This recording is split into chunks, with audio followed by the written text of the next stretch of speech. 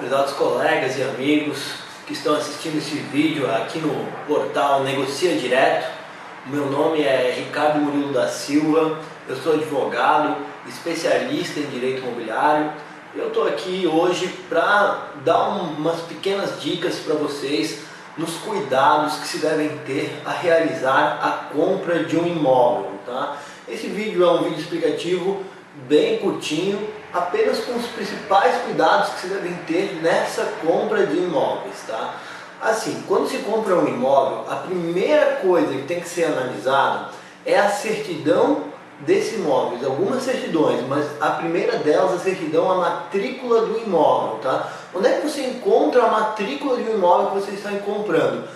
Essa matrícula você encontra no registro de imóveis da cidade onde o imóvel se localiza. Existem cidades que possuem mais de um registro de imóveis, então é necessário fazer uma busca para então se verificar onde se encontra essa matrícula.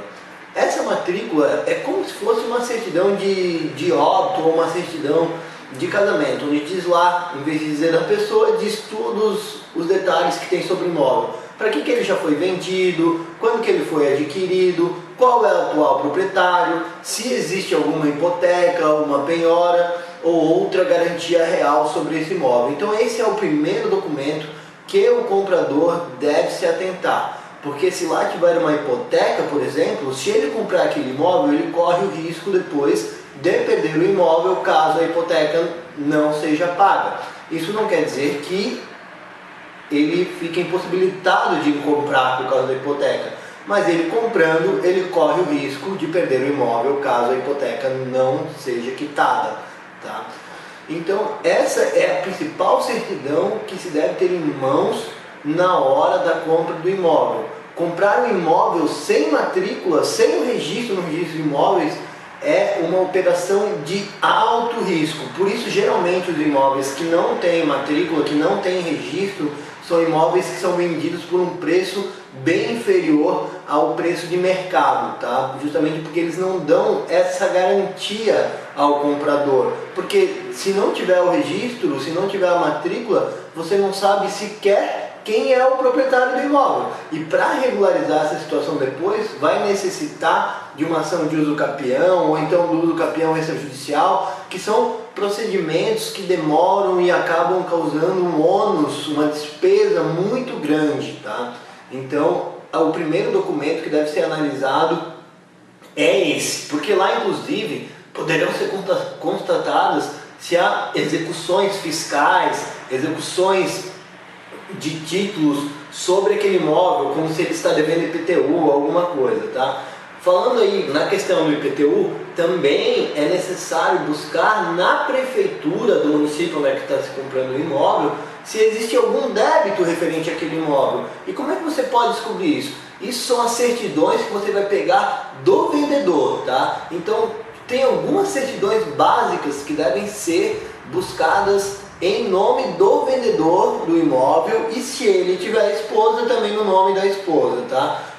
Pessoa jurídica, mesma coisa. Se for pessoa jurídica, certidões em nome da pessoa jurídica. Quais são as principais certidões que devem ser buscadas? A primeira delas, as certidões de dívidas no município, tá? De dívidas fiscais no município. A segunda, certidões negativas da Receita Federal, para ver se há algum débito na Receita Federal. Outra certidão de protestos na comarca. Isso se precisa buscar em todos os tabelionatos da comarca, tá? Certidões de ações judiciais existentes, isso tanto na Justiça Comum como na Justiça do Trabalho e Justiça Federal. Então vai precisar dessas certidões negativas. O que isso causa ao comprador? Causa uma segurança maior, porque ele vendo essas certidões, tá, e pedindo essas certidões do vendedor, ele se garante depois de que uma eventual execução não vai atingir aquele imóvel que ele está comprando, né? Então vai ter uma matéria de defesa caso a Fazenda Nacional, por exemplo, alegue uma fraude a credores ou alguma coisa nesse sentido que vá buscar aquele imóvel. Se o comprador se garantiu pegando essas certidões, vai ser muito difícil de ele perder o imóvel que ele está comprando, tá? Outro cuidado bem importante que se deve ter na hora da compra do imóvel: fazer um contrato de compra e venda muito bem feito, geralmente realizado por um advogado ou por uma imobiliária de sua confiança, onde tenha essa análise contratual, se verifique as cláusulas, para verificar se não tem cláusulas nulas, a questão de multas, a questão do distrato. Então sempre é bom levar esse contrato a uma pessoa de sua confiança para análise, seja um despachante imobiliário ou seja um advogado, tá?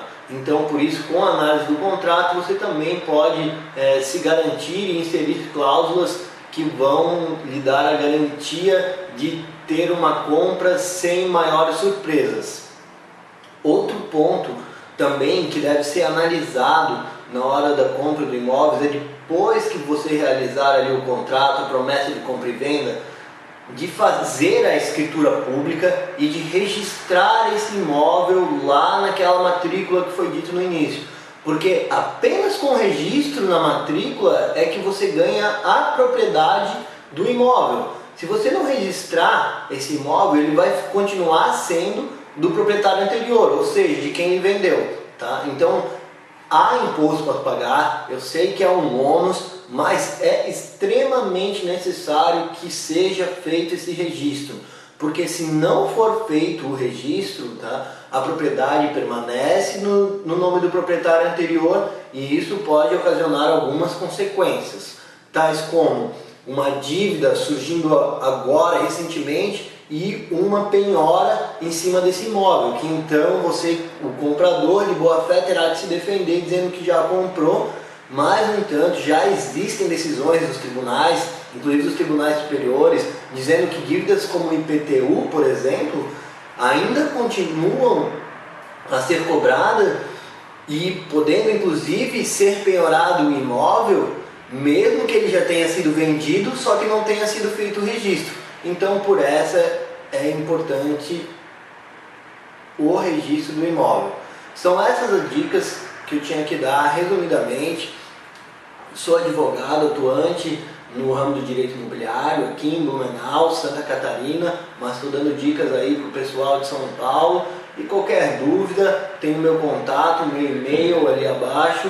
Também o pessoal do Negocia Direto pode mandar e-mail para cá que a gente responde, às vezes demora um pouquinho, porque o fluxo de trabalho é grande, mas pode mandar e-mail que assim que der eu respondo. Valeu, pessoal!